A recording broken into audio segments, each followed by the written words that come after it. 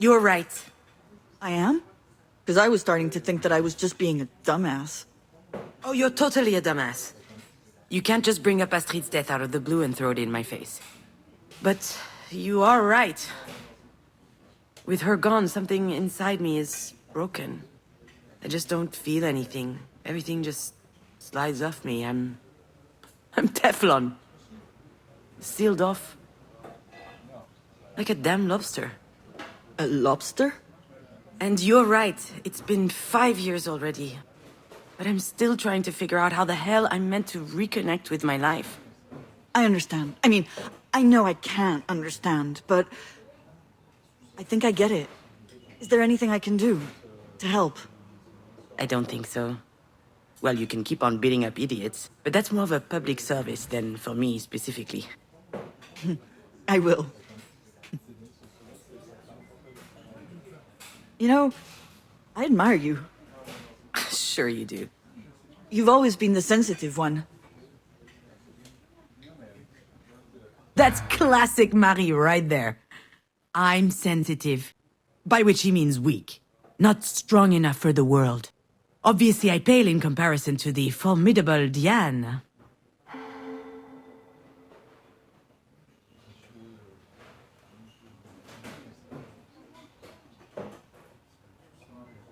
Yep, that's me. So fragile. That's not what I mean. Mom raised us to bite before we get bitten. That was the only way out she could see. And I guess I took her literally. But you weren't like that. You knew how to listen. You got people. You were less scared of them. I always loved that about you. That's new. What the hell do I say to that?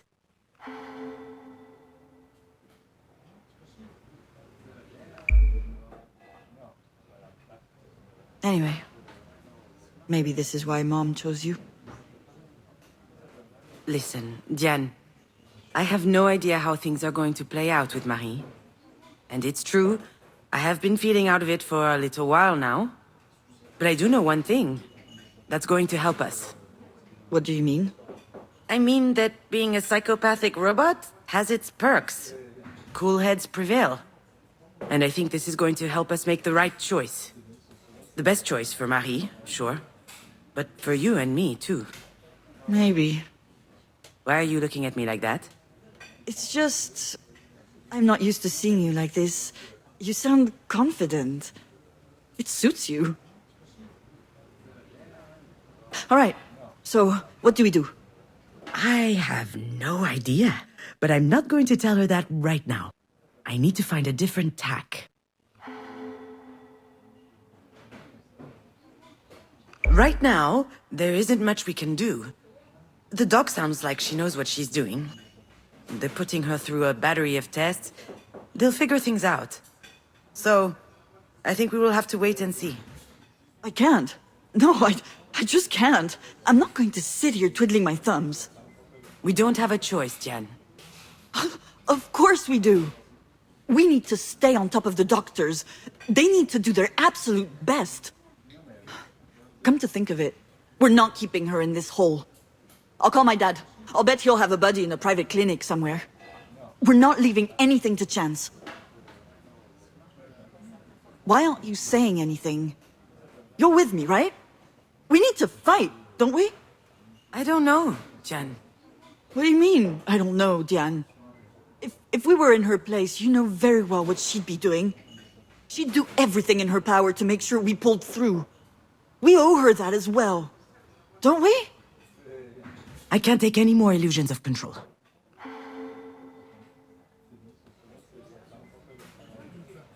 You can't always do something, you know? Running around all over the place, yelling at doctors won't help her just because we think it will. It doesn't work that way. It never does. Sometimes you just need to let go. Let go? Let go of what? See, Diane, maybe this is why Marie chose me. She knows that I can keep a cool head, that I don't let my emotions take over. Bullshit. You think this isn't your emotions doing the talking? You go on and on saying that Mom is the worst mother ever. Do you seriously not think you share some of the blame? What? What do you mean? You know very well what I mean. She could have died in that car.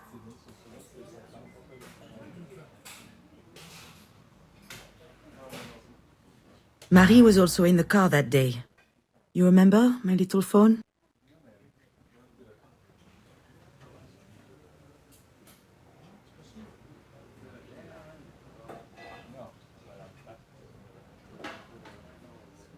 I can't remember why. She was going to town for an errand, I think. I parked in front of her house. She sat in the front, and then... she was by my side when I woke up in the hospital. Jan's right. Marie could have died.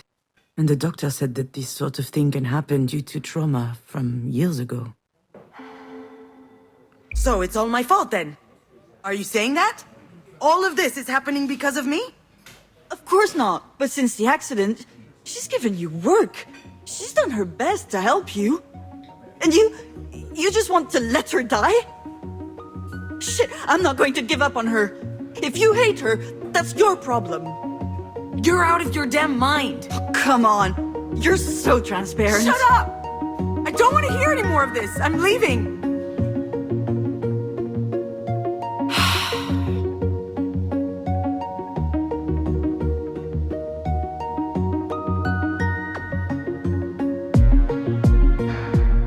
Damn it!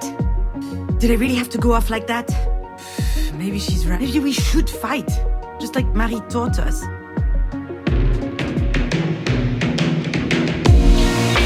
I really have to be so angry? Do I really hate my mother?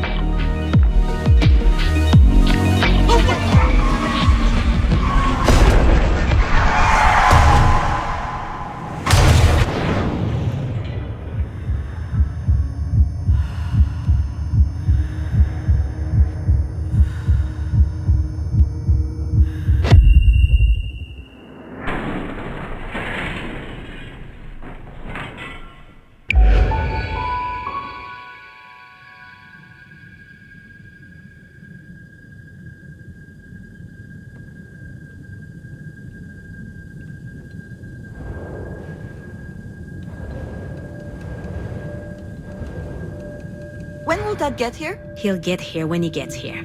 Soon. Don't worry. Can't wait. Tomorrow we're visiting Buckingham Palace, and Lizzie says I'll get to taste real fish and chips and... Oh, sorry, Junon. I've never really been jealous of Diane's family. I was too fascinated by the concept of a family. That was an incredible discovery for me, and so beautiful to see. I was also worried for her. She had a dad and a stepsister.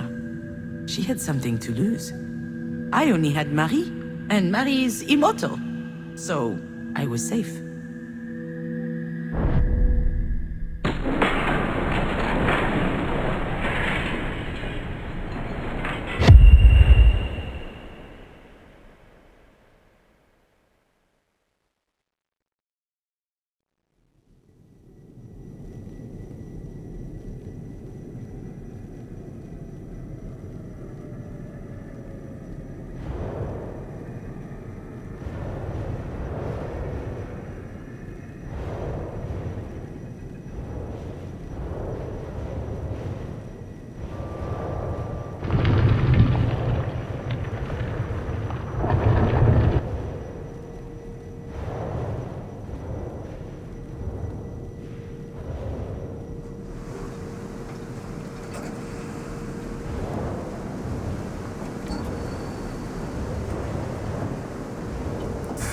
Why do you put the elastic bands round their claws? Is it so they don't cut your fingers?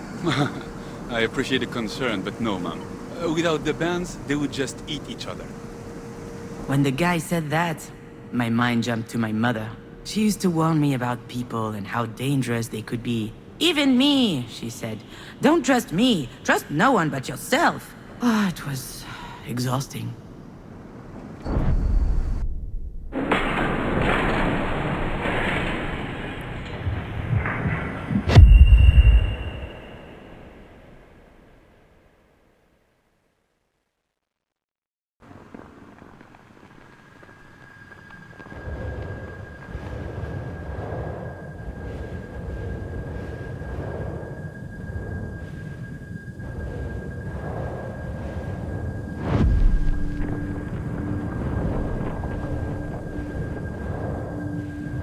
Wow!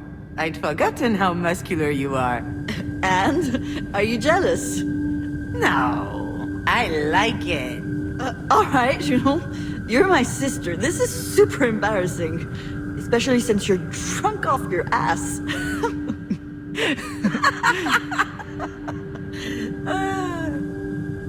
I've always found Jan's presence comforting. She only has to stand by me and I start to breathe easier. It's funny how you forget the obvious stuff as time goes by. You see, my little dear, there are some things I'd have loved the chance to tell you. For starters, growing up means figuring out what you really care about and what you're better off without. I never understood why the whole world was such a threat to Marie. It damaged me, growing up that way. Now, I've had enough. Jan has always been a reassuring presence in my life. Although I never knew how to tell her. We had completely different lives. We're not affected by the same things, but I hope it's not too late to tell her that I care about her.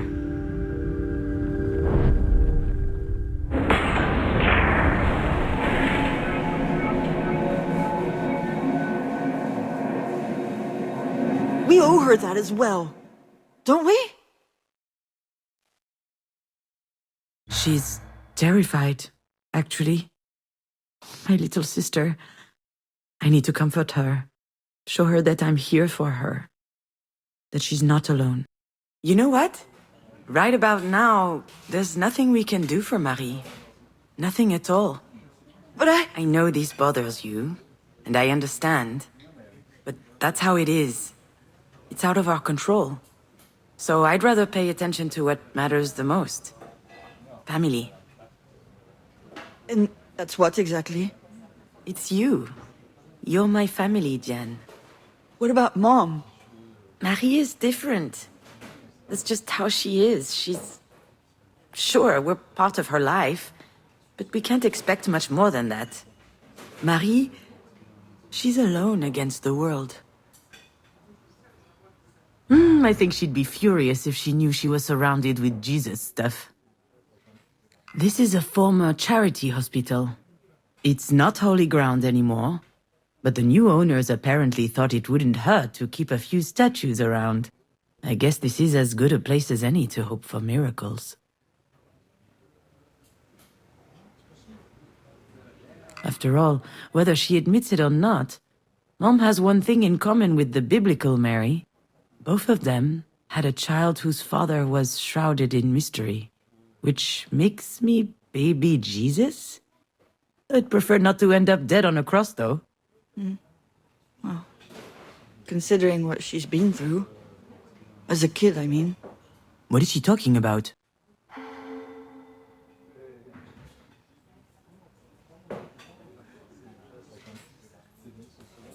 What are you talking about?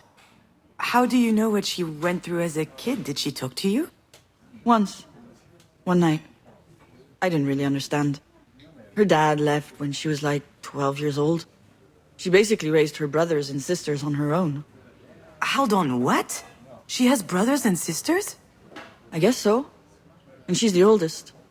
And at some point, she burned bridges with everyone. Forever. Oh, wow. Did I know this? I kind of remember, but it feels like a blur. Have we talked about this before? Did I forget that too? That's not what's important right now. You know, Jan, I don't think that Marie has anyone. Not really. She doesn't want to. She can't. She doesn't know how to trust. True. That is the one thing that's beyond her reach. But it's not beyond ours. We need to trust each other, otherwise we're screwed. You understand? Of course I understand. I've spent years trying to get her to pay attention to me. And I don't feel like fighting all the time. Not against you, anyway. We don't have to anymore. What? You mean, now that she's fucking dying? No, I mean, we can decide to do things differently. We don't have to play by her rules, where everyone's out for everyone. Kill or be killed. I think that's I don't know. It might be her history, but it doesn't have to be ours. I'm not even sure she even believes it herself, actually. I'd rather believe that there are people I can always count on. And that they can count on me because I love them and I care for them. People like you, Dididou. Is she crying? Sorry. I don't know what's going on with me. I'm scared, you know? For Mom. I don't want her to die. Well, right now, she's still alive. And you know her, she's not going down easy. I don't think you're anything like a lobster. I think lobsters are disgusting. Is that right? Me too, come to think of it. Ugh, crap. What? Is it the doctors? No, look. Alex? You should answer. Are you sure? Are you gonna be okay? Ask me again and I'll slap you. Of course I'll be okay. You're coming right back, aren't you? You bet I am, little sis. I don't know what would have happened between your dad and I if you were still here. Would we have agreed on how to raise you? The kind of values: respect others, be curious and open-minded, and try to beautify the world. Except racists and boomers who drive SUVs, obviously. I don't think we would have had any trouble getting along in the end. We were on the same wavelength. I trusted him 100% from the first day I met him. He's got that little something in his eyes. This uncanny kindness that's always there. God damn it, you know. Okay, pretend I didn't say anything, huh? Hello, Alex. How are you doing, Alex? Oh, I'm so glad to hear from you, Alex. Did you take it? I have no idea what you're talking about. I know exactly what he's talking about. I just have no desire to talk about it right now. The house. Astrid's dollhouse. It used to be in my office and now it isn't. And I need it for work. I'm using it as a reference for level design. Can I call you later? Hold on, where am I right now? I guess I wandered into a decommissioned part of the hospital. Ooh, it's kind of spooky. No, you cannot call me later. It's easy. Just tell me if you have it. It will take 2 seconds. Your dad is getting on my nerves. I'm sorry, but it's true. All right, Alex, listen. Okay, come on, keep your cool. Try and be mindful.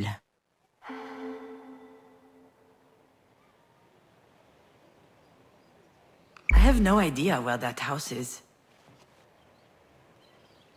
And since we're talking about last week, actually, I'm sorry. I shouldn't have showed up unannounced. I don't know what came over me. What does that mean? Wasn't it nice to see each other again?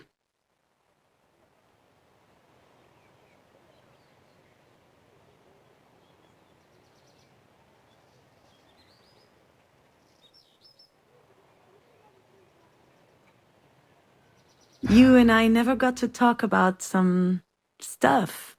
The birds and bees, how grown-ups cuddle. Although we did have the chance. But I was never comfortable with the idea. Marie wasn't a fan of mother-daughter conversations. When I had my first period, do you know what she told me? Just make sure you don't stain the couch. So I guess as a result, I'm not too good with personal matters either. But still, I have a fond memory of that moment. I had become a woman, just like her. It was astonishing, almost an animalistic feeling. I felt strong, powerful.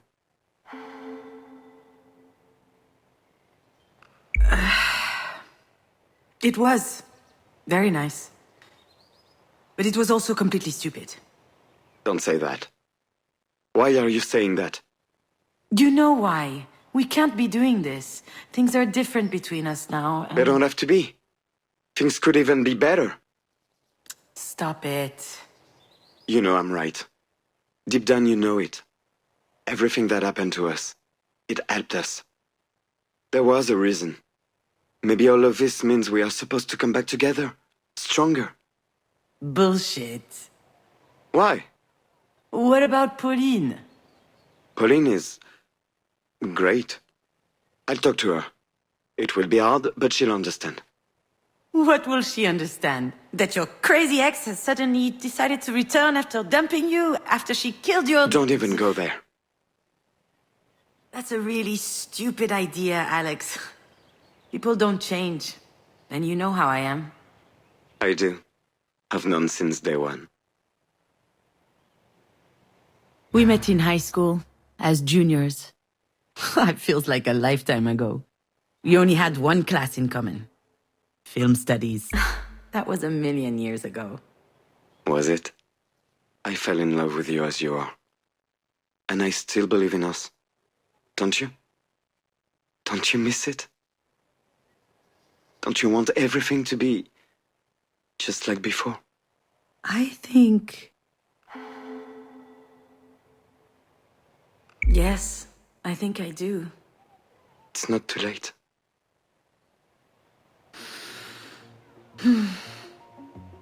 You really think so? I know so. I'm on my way then. Like, now? Yes? Shouldn't I? Yes. Yes, come over. Wait for me, I'm coming.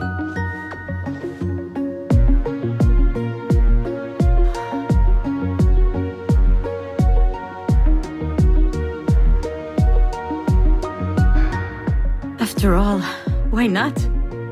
Maybe he's right.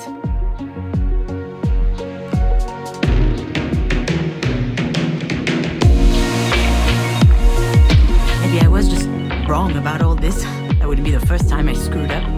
The three of us were so happy together. Maybe Alex and I can still be happy.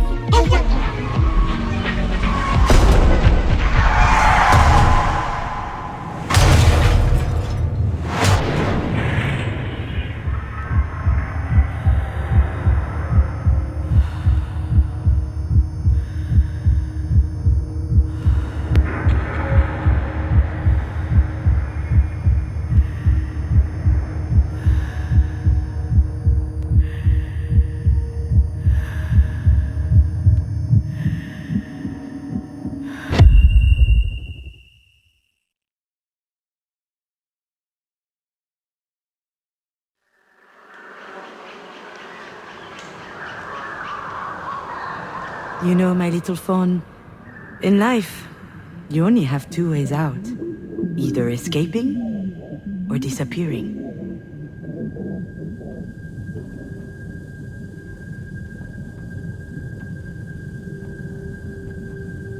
But sometimes, you're unable to disappear.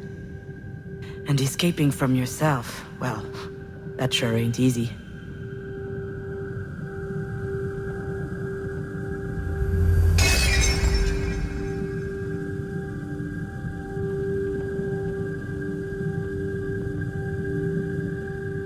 So, when that happens, in your opinion, what's left to do? We can try to find out together if you want.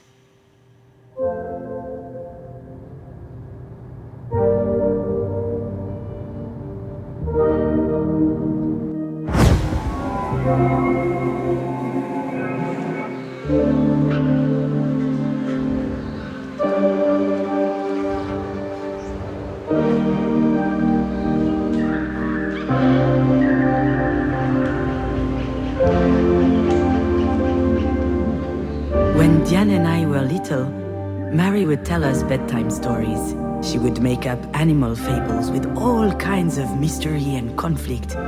Savage world, she called it. Female wolves, bears, or scorpions would find themselves in imminent danger, but they could always manage it on their own, swindling and betraying the boorish, idiotic males. Mary wanted us to be strong, courageous, and independent women. Except, it also made me a bit fearful of the world.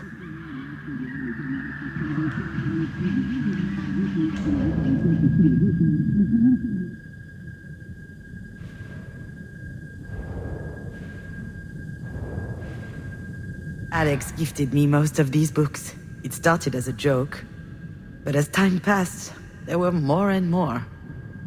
It goes back to the film studies days in high school. We barely knew one another. The teacher had prompted us to write a few scenes from a comedy, and I couldn't do it. And then one morning, your dad gave me a book and told me, check this out, since you're so not funny. Bring the funny the essential companion for the comedy screenwriter. It made me laugh. And, well, truth be told, I was charmed that he cared about me. So I read his dumb book, and believe it or not, the next few scenes I wrote were really funny. But then it turned into a habit. Every time I had an issue, Alex would find the book to address it. Some of the worst titles, too. How to Win Friends and Influence People, The Subtle Art of Not Giving a Fuck, Who Moved My Cheese? I was reading them casually, but they still helped me move on. Alex would call it the emergency library. Every problem has a book, he said. But when I found myself alone, the library didn't work anymore.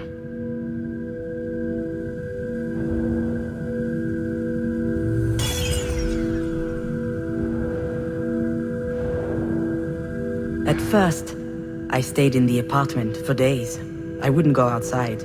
I barely recognized my own voice when I opened the door for food deliveries. I could have disappeared. No one would have known. Yet, amid the silence, if you listen carefully, you can hear some things. The air traveling through the lungs, the bowels gurgling, the teeth grinding, even a heart beating.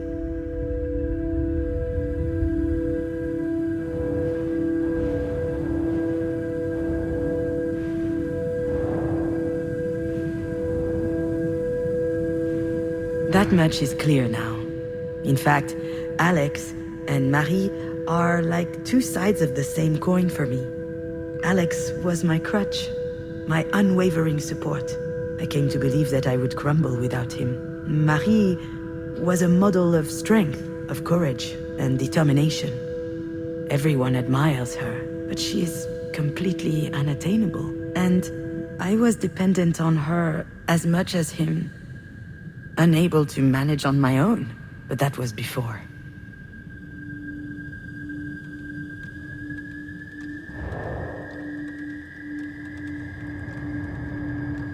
I guess you understand now, my little fawn. Your dad and I separated, and for the first time in my life, I was living alone. At 34 years old, I had no idea how to do that. And he didn't fix everything. But come to think of it, it may be the reason I began looking for who I really was.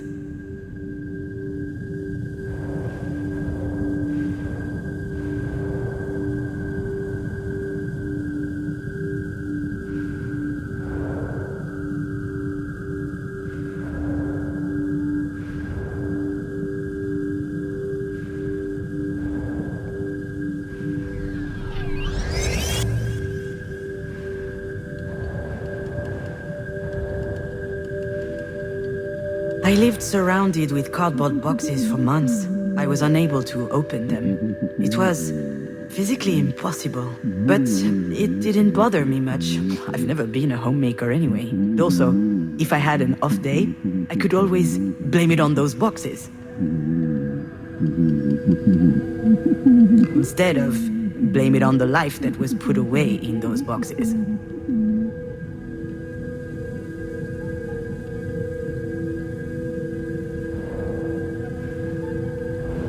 I just figured out why I love movies so much.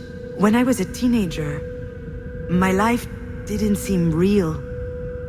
I couldn't say for sure that I existed, but in movies, people had pure and intense emotions. I loved that. Any fiction was a documentary to me. When I found myself alone, I fell back into that zone. I watched hundreds of movies, obscure comedies, blockbusters, absurd schlock. I was looking for a template that would explain to me how to feel. Except it didn't work this time.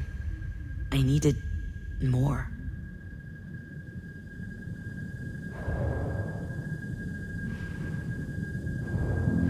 From the day you died, I had been sleeping a lot. I was still tired when I woke up, but at least you'd passed the time. Then everything changed. Sleeplessness kicked in. I spent my nights trying to understand, what am I still doing here?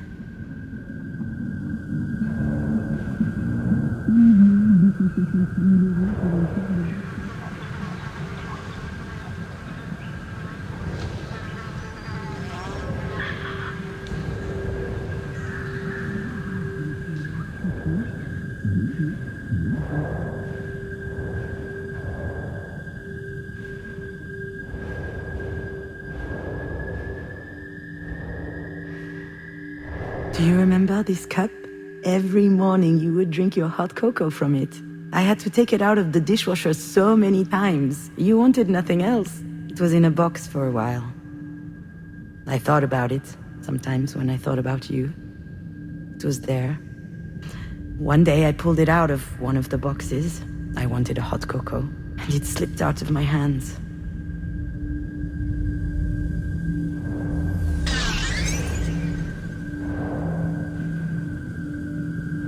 My heart skipped a beat in that moment.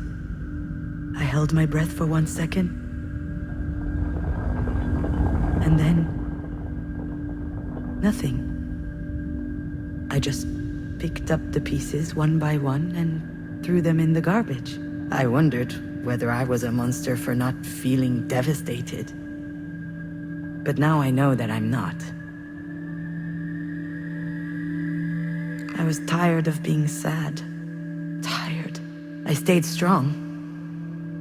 And it turns out that being able to do that changed everything. That day I realized that I was strong, and that I could do it, alone.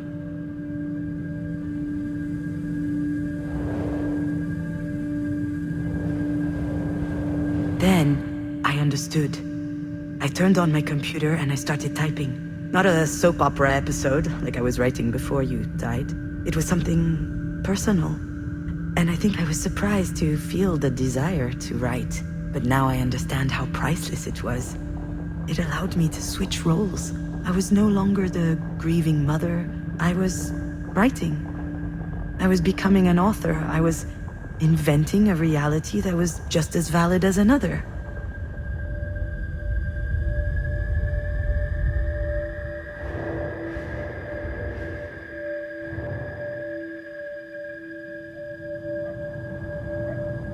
You know, I was telling the truth earlier when I said that there were only two ways out in life. But whether you escape or disappear, in the end you're doing the same thing.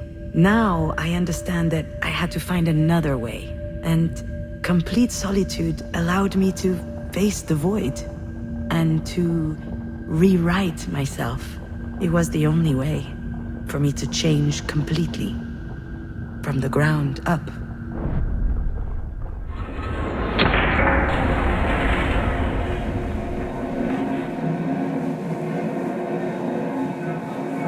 Don't you want everything to be just like before? Alex and I can reinvent ourselves. I know that we can. But that's going to require a lot more work. I would love for things to work out that way, Alex. Just like in the movies. But the scene when they get back together, the happy end, we all know that's not happening. Too bad. You're at least as sexy as Ryan Gosling. Yeah, and I definitely have better abs. I noticed that the other day. Is that new? See? You're missing out. I'm sorry things ended the way they did between us. I left because I was losing my bearings. And I felt like you were also going off track. You know, trying to convince us that we would be okay. I was trying to help you. That's the problem. You couldn't have.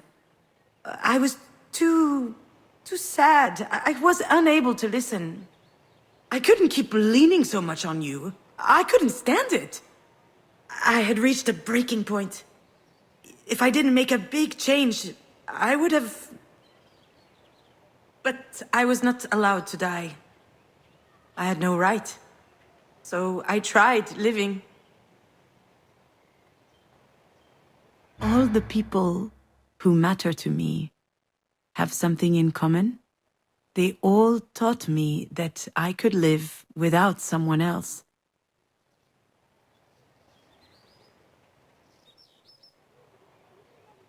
Marie taught me that I could live without a father, that I could exist as a woman in a world created for men. But she never taught me what it was like to be loved. Alex taught me that I could live without Marie. All of a sudden, I was worth more than I thought, and she much less than I thought. But what he loved the most about me was that he could be there for me. I don't hold it against him. We are who we are. He loved me, but he didn't help me love myself. And then you were there, and you taught me the most important thing. You taught me that I could live, even without Marie, even without Alex, even without you. Without you. You know, I changed too. I believe you, Alex. So don't you think it may be a good time to try again? We can't try again if we're strangers to each other. Wow. That's a Nobel Wisdom Prize right there. That's not even a thing. Exactly. You know... Oh, I don't know if I should tell him this, but... I will always love you. And oftentimes I think to myself that we could start something new. We'd hop in the car and road trip through Ardèche. I would take off my flip-flops and rest my bare feet on the dashboard. And you would yell at me because that's nasty. That is definitely nasty. Oh, nastier than your damn Tupperware up in the fridge? Nastier than your clumps of hair in the bathroom sink? Probably not. But then I realized that all of these are memories. Some are good, many are, but some are dreadful. Those memories with you, they're too much to handle. Which means I don't have a choice. I have to leave it all behind. You understand? Then, what about last week? Look, Alex, I don't want to hurt him, but...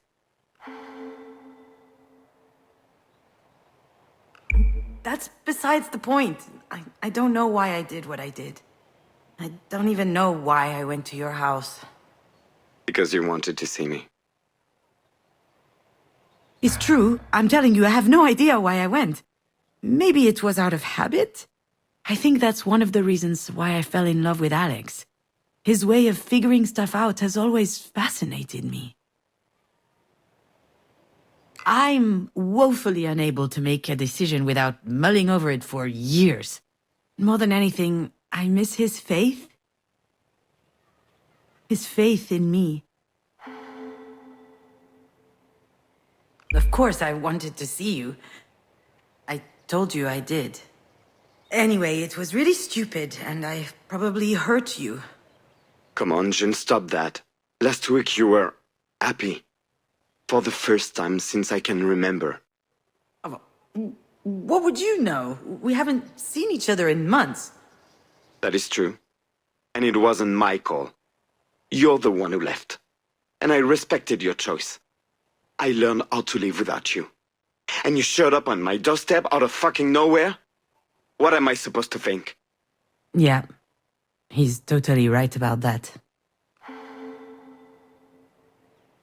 I'm sorry, Alex. I truly am. I know you're angry and... I'm not angry. But I was in a bad place. I didn't know what to do. I needed to see someone. Why not your sister then? Or call a girlfriend? Even your mother, for that matter. You came to see me because I know what you are feeling. I understand your pain. Don't you think? No, I don't think so. You don't understand anything. if you really understand, then why do I...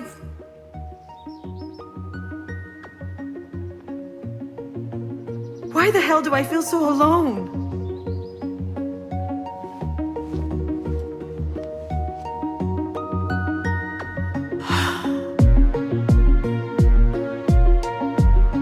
No one can understand what I feel, ever.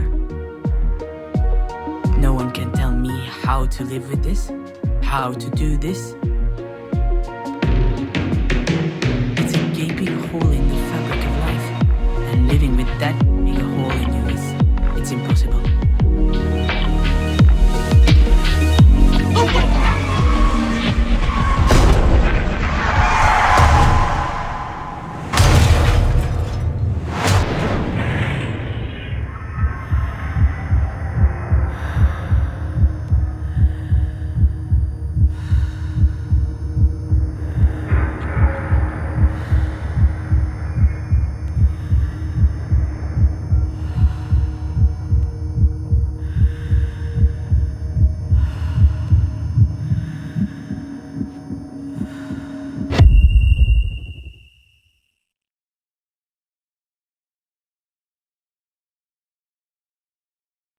Do you remember your dollhouse? Marie gave it to you. She had built it herself in secret. It was really detailed. There were even miniature figurines of Alex and I for you to play with. Of course you remember. You took to it immediately. You were making up all kinds of stories about daily life where you were the hero.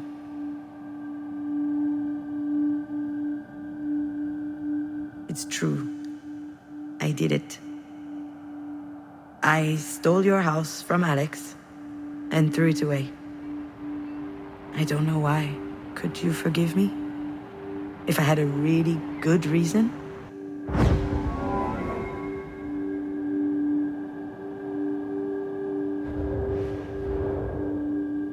This is Pauline, your father's new girlfriend. Actually, we've known her since high school, but I haven't seen her in a while. She's a great girl, you know. I'm sure your dad will be happy with her. To be honest, I always wondered why he picked me over her back then.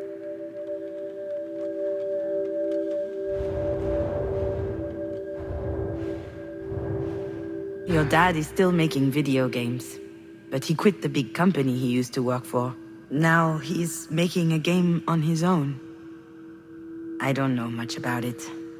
I think it's, in a way, every game he ever worked on talked about you. The games you were playing together actually gave him tons of ideas for his work.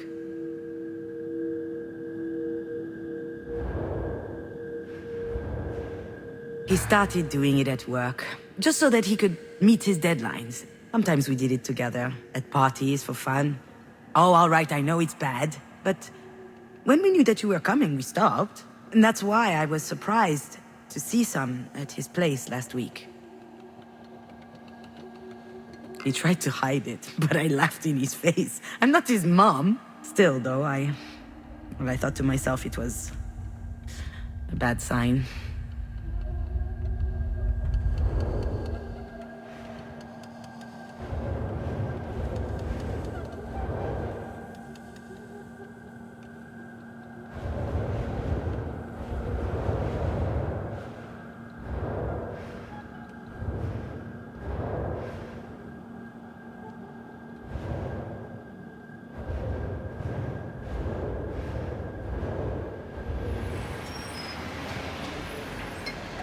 I thought Alex had gotten rid of that house when he cleaned out your room. After you passed, I never wondered where it was. I just forgot about it. Some people say that the dead haunt houses. I was afraid that you would haunt that one. Afraid to hear your voice if I stared at it for too long.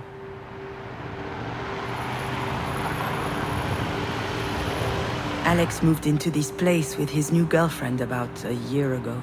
He looked happy. Suburban homes aren't my thing, but I was relieved that he had finally left the apartment where the three of us had lived.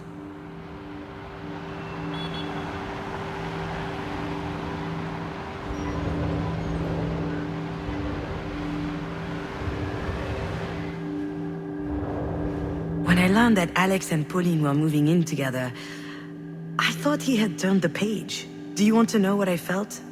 It's complicated. I think I was impressed. Once more, your father had demonstrated that he was stronger than me, and I'd like to say that I was happy for him. But in truth, I envied him.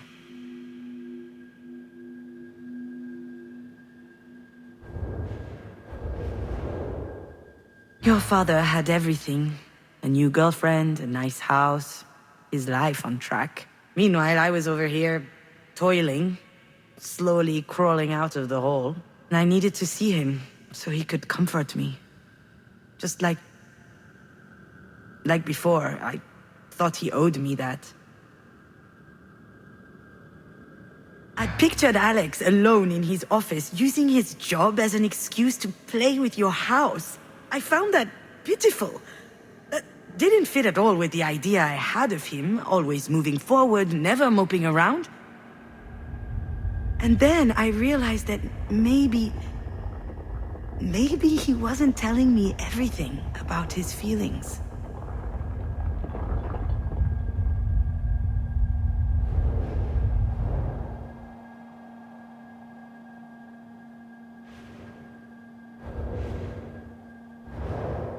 Alex looked gaunt.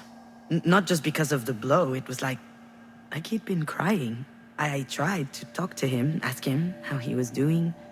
He just dodged the question.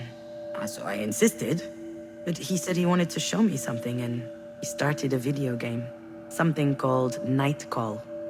A murder mystery noir where you play a taxi driver. It was really good, but it's hard to have a conversation with a controller in your hands.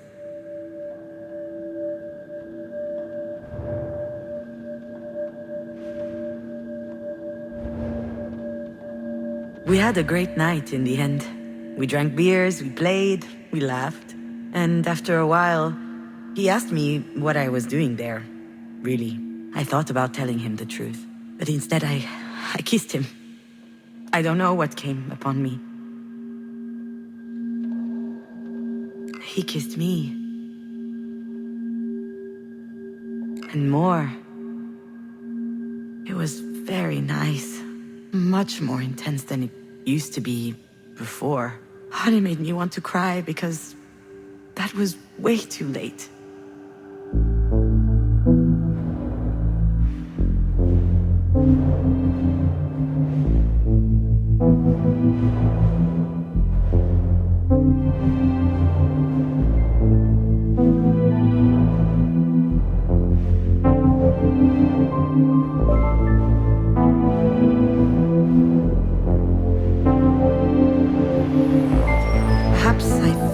That house because I was jealous of Alex's new life. In fact, I might have wanted to show your father what he was losing by losing us. Perhaps I threw away that house because I was mad at Alex. His whole stuck in nostalgia thing, I found it incredibly offensive. Perhaps I threw away the house to shake up Alex, to get a reaction from him, so he could be mad at me, so he could snap out of his lurch. Perhaps I threw away that house because that was my gift to him. Perhaps I thought he needed this old relic out of his life. Like he needed me out of his life. I'm sure all of that contributed to my reaction, to a certain extent. I was jealous, a bit petty, conflicted, and on top of that, I was a dollhouse thief. But there was something else, something that really hurt me, and that I'm only understanding now. I was ashamed.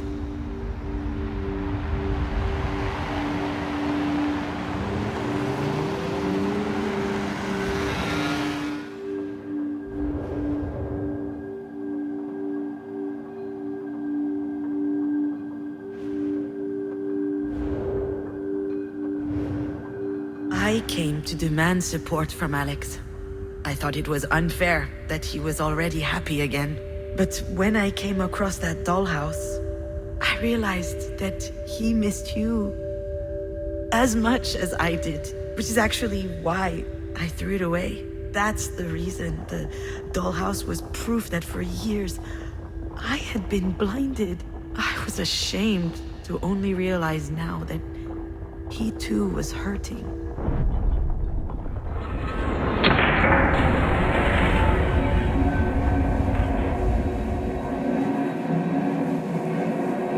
I understand your pain.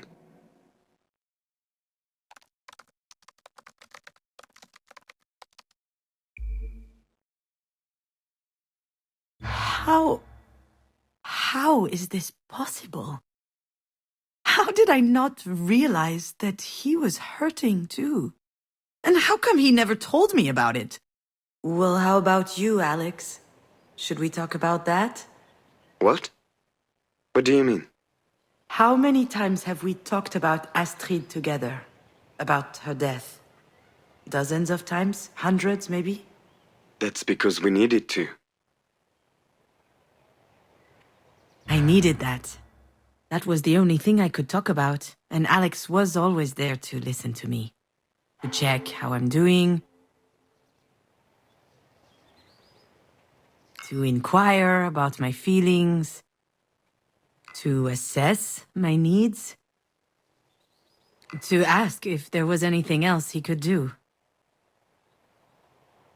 And I never asked him any questions. Not a single one. Are you sure about that? What do you mean, am I sure? You were devastated. And you? How did you feel? Come on, again with this shit. Pauline is always trying to make me talk to. I don't have anything to say. What am I supposed to say? There's no way you never felt the need to talk about those feelings. That whole time when you finally got me to calm down and fall asleep? How did you feel? What did you think? I don't know. I can't remember. Why are you dragging this up now? Because I never thought to ask you back then. Well, that's all right. I'm okay. I was okay. It's not your fault. He's still doing it. He's still trying to protect me all the time. He needs to understand that things have changed.